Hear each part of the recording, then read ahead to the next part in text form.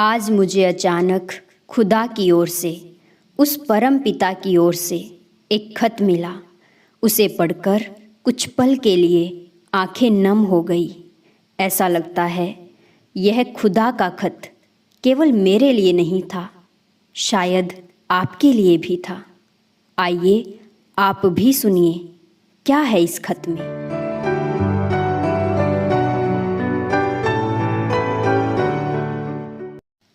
मीठे बच्चे, आज सवेरे जब आप निद्रा से उठे तब एक आशा लिए मैं आपको देख रहा था कि आप जरूर मुझसे कुछ बात करेंगे, चाहे केवल थोड़े ही शब्दों में क्यों ना हो, मगर आप अवश्य ही कुछ बात करेंगे।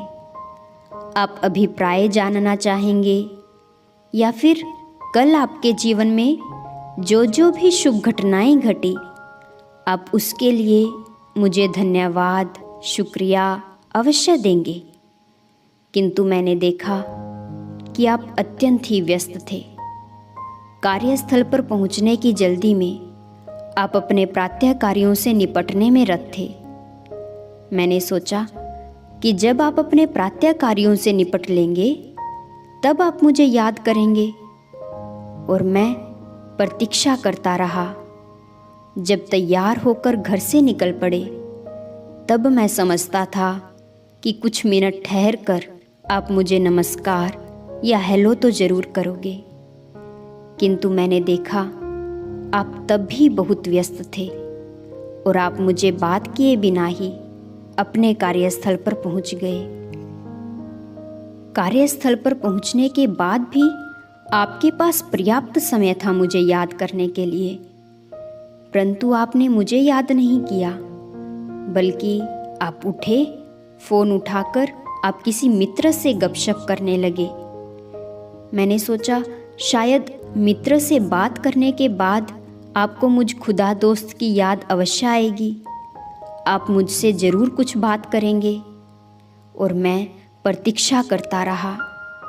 आपकी इन प्रवृत्तियों को देखकर मैंने अनुमान लगाया कि आप इतने व्यस्त थे कि जो आपके पास मुझसे बात करने का समय ही नहीं है, और मैं धैर्यतापूर्वक आपको कार्य करते हुए देखता रहा, इंतजार करता रहा कि आप समय निकालकर मुझसे बात करेंगे।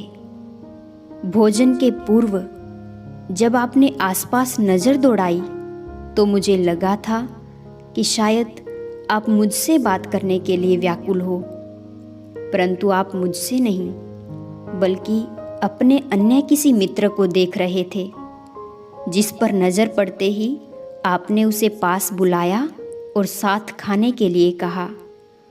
आपने मुझे एक बार भी याद नहीं किया, और मैं प्रतीक्षा करता रहा कि शायद आप मुझे याद करेंगे।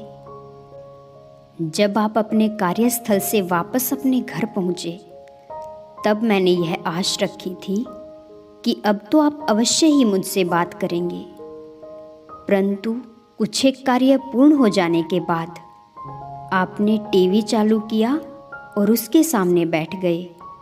मैं यह समझ नहीं पा रहा हूँ कि आपको टीवी देखते हुए, रात्रि भोजन लेते हुए, गपशप करते हुए निहारता रहा कि शायद आप मुझसे बात करेंगे, परंतु आपने मुझसे कोई बातचीत नहीं की। थके हारे जब आप अपने बिस्तर की ओर जा रहे थे तो मैंने सोचा कि सोने के पहले तो आप मुझे अवश्य याद करेंगे और मुझसे कुछ बात करेंगे, परंतु आपने परिवारजनों को शुभ रात्रि करते हुए आप बिस्तर पर लेट गए और कुछ क्षणों में आप निद्राधीन हो गए, और मैं वहीं बैठा प्रतीक्षा करता रहा। शायद आपको यह एहसास नहीं होगा कि मैं सदा आपके आसपास ही रहता हूँ। मेरे पास आपको देने के लिए बहुत कुछ है और मैं वो सब आपको देना चाहता हूँ। मैं आपको इतना अधिक प्यार करता हूँ कि मैं हर रोज़ आपकी आराधना, आपको दिल का प्यार, हृदय के उद्गारों को सुनने की प्रतीक्षा करता रहता हूँ।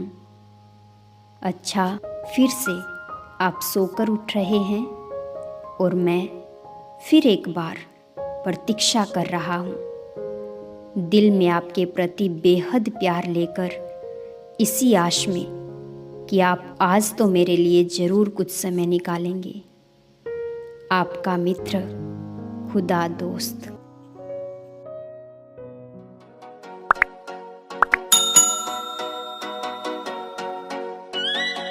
और अभी सुनेंगे आज की अव्यक्त मुरली। इसके लिए ऊपर दिए गए बॉक्स को क्लिक करें